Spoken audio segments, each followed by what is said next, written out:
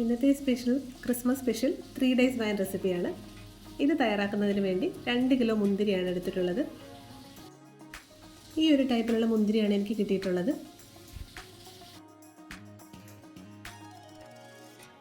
നിങ്ങൾക്ക് കുറച്ചുകൂടെ കളറുള്ള മുന്തിരി കിട്ടുകയാണെങ്കിൽ അതെടുക്കുന്നതാവും നല്ലത്. ഇത് നല്ല മധുരമുള്ള മുന്തിരിയൊക്കെ തന്നെയാണ്, പക്ഷേങ്കിൽ കുറച്ച് കളർ കുറവുള്ളത് കൂടി ഇതിനകത്തുണ്ട്. അതിനും പക്ഷേ നല്ല മധുരമുള്ളതാണ്. ഞാൻ അതുകൊണ്ട് ഇത് തന്നെ എടുക്കാമെന്ന് വിചാരിക്കുകയാണ്. എന്തായാലും ഇതൊന്ന് തയ്യാറാക്കാം. അതിനുവേണ്ടി മുന്തിരിയെല്ലാം നന്നായിട്ടൊന്ന് കഴുകി വൃത്തിയാക്കി വെള്ളമൊക്കെ ഒന്ന് വാർന്ന് പോയ ശേഷമാണ് എടുക്കുന്നത്. ഇനി ഇത് തയ്യാറാക്കുന്നതിനാവശ്യത്തിന് 2 കഷ്ണം പട്ട, 3-4 ഗ്രാമ്പു, അതുപോലെ തന്നെ 3-4 ഏലക്ക, അതേപോലെ 1 സ്റ്റാർ അനീസ്, ഇത്രയുമാണ് എടുത്തിട്ടുള്ളത്. അതുപോലെ 3/4 കിലോ പഞ്ചസാരയാണ് ഞാൻ 2 കിലോ വൈനിന് വേണ്ടിയിട്ട് എടുത്തിട്ടുള്ളത്. ഇത് തയ്യാറാക്കുന്നത് സ്റ്റീൽ പാത്രത്തിലാണ് ഞാൻ തയ്യാറാക്കുന്നത്. അപ്പോൾ അതിനുവേണ്ടി ഒരു സ്റ്റീലിൻ്റെ പാത്രമാണ് എടുത്തിട്ടുള്ളത്. അതിലേക്ക് ഈ മുന്തിരിയെല്ലാം ഒന്ന് ചേർത്ത് കൊടുക്കുന്നുണ്ട്. അതിനുശേഷം നേരത്തെ എടുത്ത് വെച്ചിട്ടുള്ള പട്ടയും ഗ്രാമ്പും ഏലക്കയും ഈ സ്റ്റാർ അനീസും കൂടി ഇതിലേക്ക് ഇട്ട് കൊടുക്കുന്നുണ്ട്. ഇനി ഇതിലേക്ക് ഞാൻ ചേർത്ത് കൊടുക്കുന്നത് 2 ലിറ്റർ വെള്ളമാണ്. ഇത്രയും ചേർത്ത് നന്നായിട്ടൊന്ന് ഇളക്കിയ ശേഷം സ്റ്റൗ ഓൺ ചെയ്യാം. ഇത് നന്നായിട്ടൊന്ന് വേവിച്ചെടുക്കേണ്ടതായിട്ടുണ്ട്. ഇത് പെട്ടെന്ന് തന്നെ തയ്യാറാക്കുന്ന വൈൻ റെസിപ്പിയാണ്. അല്ലെന്നുണ്ടെങ്കിൽ നമ്മൾ 21 ദിവസമൊക്കെ കാത്തിരിക്കേണ്ടതായിട്ട് വരുമല്ലോ വൈൻ കഴിക്കണമെങ്കിൽ. അപ്പോൾ ഇതാകുമ്പോൾ എളുപ്പത്തിൽ തന്നെ നമുക്ക് വൈൻ തയ്യാറാക്കി എടുക്കാം. നല്ല ടേസ്റ്റിയുമാണ്.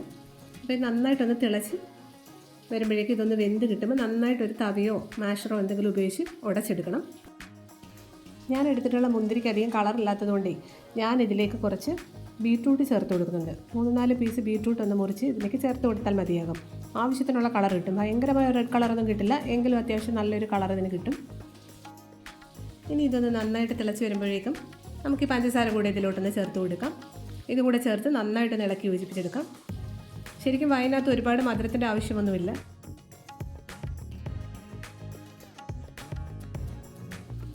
ഈ മുന്തിരിയെല്ലാം നന്നായിട്ട് തവി കൊണ്ടൊന്ന് ഉടച്ചു കൊടുക്കണം. 21 ദിവസമൊക്കെ വെച്ച് കൊടുക്കുമ്പോഴേക്കും ആ ഫെർമെൻറ്റേഷൻ പ്രോസസ്സൊക്കെ വളരെ പതുക്കെയല്ലേ നടക്കുന്നത്. അപ്പോൾ നമ്മളിത് 3 ദിവസം മാത്രമേ വെക്കുന്നുള്ളൂ. അതുകൊണ്ട് തന്നെ ഇങ്ങനെ നന്നായിട്ട് തിളപ്പിച്ചൊന്നെടുക്കുക. അതൊന്ന് തണുക്കാനായി മാറ്റിവെച്ച ശേഷം നമുക്കിതിലേക്ക് ചേർക്കാനുള്ള ഈസ്റ്റ് കൂടെ തയ്യാറാക്കിയെടുക്കാം. ഇതിനായിട്ട് 1.5 ടേബിൾ സ്പൂൺ ഈസ്റ്റാണ് ഞാൻ എടുത്തിട്ടുള്ളത്. ഈ ഈസ്റ്റിലേക്ക് കുറച്ച് ഇളം ചൂടുവെള്ളവും 1 ടീസ്പൂൺ പഞ്ചസാരയും ചേർത്ത് ഒന്ന് ആക്റ്റീവ് ആകുന്നതിന് വേണ്ടിയിട്ട് മാറ്റിവെക്കാം. ഇതൊരു 4 to 5 മിനിറ്റ്സ് ഒക്കെ കഴിയുമ്പോഴേക്കും തന്നെ ഒന്ന് ആക്റ്റീവായി കിട്ടും. അപ്പോഴേക്കും ഇതിൽ ചെറിയ പതയൊക്കെ ഒന്ന് ഫോം ചെയ്ത് വരും. അങ്ങനെയാണെങ്കിൽ ഇത് നല്ല ആക്റ്റീവായിട്ടുള്ള ഈസ്റ്റ് ആയിരിക്കും. അങ്ങനെയുള്ള ഈസ്റ്റ് തന്നെ ഉപയോഗിക്കാൻ പ്രത്യേകം ശ്രദ്ധിക്കുക. ഇത് ഞാനൊന്ന് ആക്ടിവേറ്റ് ചെയ്യുന്നതിന് വേണ്ടി കുറച്ച് നേരം അടച്ചു മാറ്റി വയ്ക്കുന്നുണ്ട്. ഇൻസ്റ്റൻറ്റ് ഈസ്റ്റാണ് ഉപയോഗിക്കുന്നതെങ്കിൽ ഡയറക്റ്റ് അതിലേക്ക് ചേർത്ത് കൊടുത്താലും മതിയാകും. നേരത്തെ തയ്യാറാക്കിയ മുന്തിരിയൊക്കെ ഇപ്പോൾ ഒന്ന് തണുത്ത് വന്നിട്ടുണ്ട്. ഇനി ബാക്കിയുള്ള പ്രോസസ്സ് കൂടെ ചെയ്യാം. ഞാനിത് തയ്യാറാക്കുന്നത് ഒരു മൺഭരണിയിലാണ്. ഈ ഭരണിയിൽ ഇപ്പോൾ ഏകദേശം ഒരു 1 ലിറ്റർ മാത്രമേ കൊള്ളുകയുള്ളൂ. അപ്പോൾ ഞാൻ 2 പാത്രത്തിലായിട്ടാണ് ഇത് സെറ്റാവാൻ വേണ്ടി വെക്കുന്നത്. നേരത്തെ തയ്യാറാക്കി തണുക്കാനായി മാറ്റി വെച്ചിരുന്ന മുന്തിരി ഇതിലേക്ക് ചേർത്ത് കൊടുക്കുകയാണ്.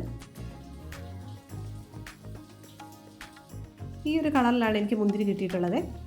അപ്പോൾ ഒരുപാട് കളറിലൊന്നും അല്ല കിട്ടിയിരിക്കുന്നത്. അത്രയും കളറില്ലാത്ത മുന്തിരി ആയതുകൊണ്ടാണ്.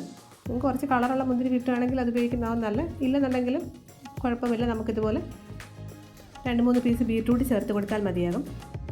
ഇപ്പോൾ ഇതിലേക്ക് ഈസ്റ്റാണ് ചേർത്ത് കൊടുത്തത്. അത് നന്നായിട്ട് ഇളക്കി യോജിപ്പിക്കുന്നുണ്ട്. അതിനുശേഷം ഇതൊന്ന് അടച്ച് വയ്ക്കാം. ഇതൊന്ന് നന്നായിട്ട് കവർ ചെയ്യുന്നതിന് വേണ്ടിയിട്ട് ഇതുപോലെ ഒരു കോട്ടൺ ക്ലോത്താണ് എടുത്തിട്ടുള്ളത്. നല്ല ക്ലീൻ ആയിട്ടുള്ള ഒരു കോട്ടൺ ക്ലോത്ത് എടുത്തിട്ട് ഇതേപോലെ ഒന്ന് കവർ ചെയ്ത് കൊടുക്കാം. ഇനി ഇതിൻ്റെ സൈഡ് ഇതുപോലെ ഒരു ചരട് കൊണ്ട് ഒന്ന് കെട്ടിക്കൊടുക്കാം. അതിനുശേഷം ഇത് കുറച്ച് ഇരുട്ടുള്ള ഒരു പ്ലേസിലേക്ക് ഒന്ന് മാറ്റി കൊടുക്കുന്നുണ്ട്. ഇനിയിപ്പോൾ ഇതൊന്ന് മാറ്റിയ ശേഷമേ 1 ദിവസം കഴിഞ്ഞിട്ടുള്ള ഇതിൻ്റെ ഒരു അവസ്ഥ എന്താണെന്നൊന്ന് കാണിച്ചു തരാം. ഇതിപ്പോൾ കറക്റ്റ് 1 ദിവസം കഴിഞ്ഞിട്ടുണ്ട്. ഇതൊന്ന് തുറന്ന് നോക്കാം.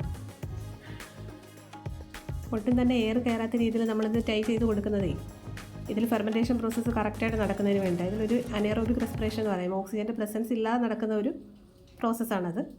അതുകൊണ്ടാണ് ഞാൻ ടൈറ്റായിട്ട് കെട്ടിക്കൊടുക്കുന്നത്. നമ്മൾ കറക്റ്റായിട്ടെല്ലാം ചെയ്തതുകൊണ്ട് തന്നെ നന്നായിട്ടൊന്ന് ഫെർമെൻ്റ് ആയിട്ടുണ്ട്. 1 ദിവസം കൊണ്ട് തന്നെ ഒന്ന് ഫെർമെൻ്റായി കിട്ടിയിട്ടുണ്ട് നന്നായിട്ട്. ഇതിൽ കറക്റ്റ് ആ ഒരു ഫെർമെൻറ്റേഷൻ നടക്കുമ്പോഴാണ് ഇതിലേക്ക് ആൽക്കഹോളിൻ്റെ ആ ഒരു പ്രസൻസ് ഉണ്ടാകുന്നത്. അപ്പോൾ ഇത് ഞാനൊന്ന് ഇളക്കി കൊടുക്കുകയാണ്. ഒരു സൈഡിലേക്ക് ഒന്ന് ഇളക്കി കൊടുക്കുകയാണ്.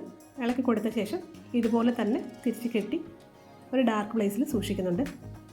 ഇതിലൊരു കാര്യം പറയാനായിട്ട് വിട്ടുപോയിട്ടുണ്ടായിരുന്നേ. അപ്പോൾ അത് എഡിറ്റ് ചെയ്യുന്ന സമയത്ത് എഡിറ്റിംഗ് മിസ്റ്റേക്ക് കൊണ്ട് എനിക്കത് കാണിക്കാനും പറ്റിയിട്ടുണ്ടായില്ല. ഇതിലേക്ക് ഞാൻ ഒരു പിടി ഗോതമ്പ് കൂടെ ചേർത്ത് കൊടുത്തിട്ടുണ്ടായിരുന്നു. ഇതിപ്പോൾ ഞാൻ കാണിക്കുന്നത് 3 days കഴിഞ്ഞിട്ട് ഇത് ഫിൽറ്റർ ചെയ്ത് മാറ്റുന്നതാണ് കാണിക്കുന്നത്. ആദ്യത്തെ ദിവസം ചെയ്തതുപോലെ തന്നെ ഓരോ ദിവസവും ഞാനിത് സെയിം ടൈമിൽ ഒന്ന് ഇളക്കി കൊടുക്കുന്നുണ്ടായിരുന്നു. അതിനുശേഷം ഇതേപോലെ ഡാർക്ക് പ്ലേസിൽ സൂക്ഷിച്ചു. ഇത് 3ാമത്തെ ദിവസം ഫിൽറ്റർ ചെയ്തെടുക്കുന്നതാണ്.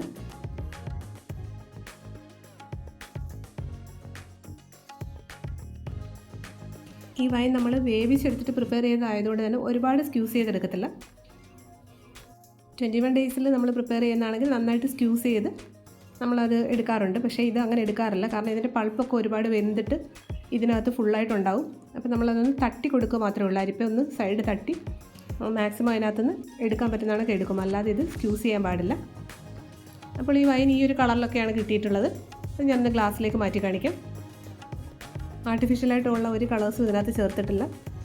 ടേസ്റ്റിലൊന്നും ഒട്ടും തന്നെ വ്യത്യാസമില്ല. കാണുമ്പോൾ കളറിൻ്റെ ഒരു പ്രോബ്ലം മാത്രമേ ഉള്ളൂ. അപ്പോൾ നിങ്ങൾ തയ്യാറാക്കുമ്പോൾ കളർ കുറവാണെന്ന് വിചാരിച്ചിട്ട് ആർട്ടിഫിഷ്യലായിട്ടുള്ള കളേഴ്സൊന്നും ചേർക്കാതിരിക്കും. ഈ ഒരു ഈസി വൈൻ റെസിപ്പി നിങ്ങൾക്ക് ഇഷ്ടമായെന്ന് വിചാരിക്കുന്നു. ഇഷ്ടമായെങ്കിൽ മറക്കാതെ ചാനൽ സബ്സ്ക്രൈബ് ചെയ്യണേ. അതുപോലെ തന്നെ ഷെയർ ചെയ്യാനും ലൈക്ക് ചെയ്യാനും മറക്കരുതേ. ഇതോടൊപ്പം തന്നെ മറ്റൊരു കാര്യം പ്രത്യേകം എടുത്തു പറയുന്നു. ഇതൊരു ഹോം മെയ്ഡ് പ്രിപ്പറേഷൻ മാത്രമാണ്. ഇതൊരു ലാർജ് സ്കെയിൽ പ്രൊഡക്ഷൻ ഒന്നുമല്ല. നമുക്കറിയാം നമ്മുടെ നാട്ടിൽ ഇതൊക്കെ ഒരുപാട് അങ്ങനെ പ്രിപ്പയർ ചെയ്ത് വെക്കാനുള്ള അനുമതിയൊന്നുമില്ല എന്നുള്ള കാര്യം. ഇത് ക്രിസ്മസ് ആയതുകൊണ്ട് മാത്രം പ്രിപ്പയർ ചെയ്ത ഒരു റെസിപ്പിയാണ്. Anyway, thank you for watching. Thank you.